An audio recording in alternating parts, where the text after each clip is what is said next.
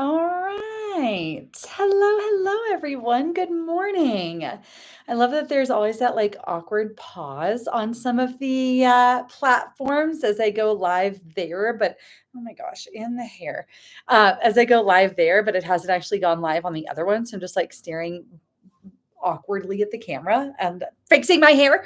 Anyways, good morning. Hi, everyone. So glad to be here. I was supposed to hold this talk at noon, so I apologize. There were some people that were hoping to, this is going to drive me insane.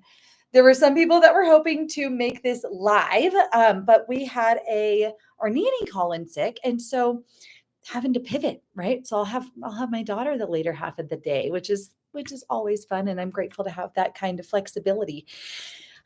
So here we are now, earlier than anticipated.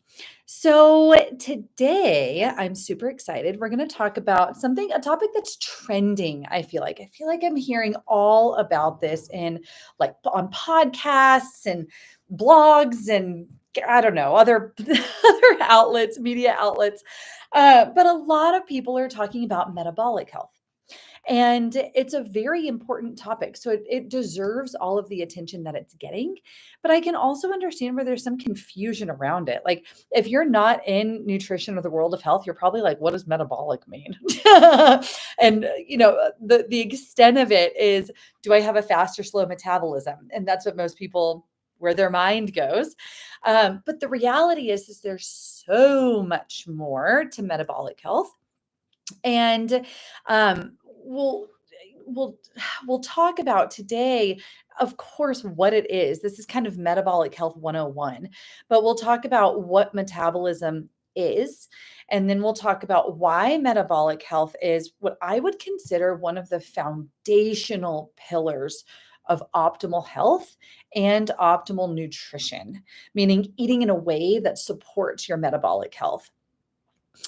I'll go through common symptoms and signs of possibly poor metabolic health. I'll talk about some lab testing that you can have done, and some patterns to look for. And then, of course, we'll talk about also how metabolic health can trickle into other areas of your health, like how it can affect hormones or inflammation or brain health or fertility or weight loss. And then we'll talk about, of course, steps that you can take to start improving your metabolic balance. Okay, so for those of you that don't know me, my name is Kimsey Berkwin. I'm an integrative nutritionist in my online practice called Progressive Health and Wellness, where I take a root caused body mind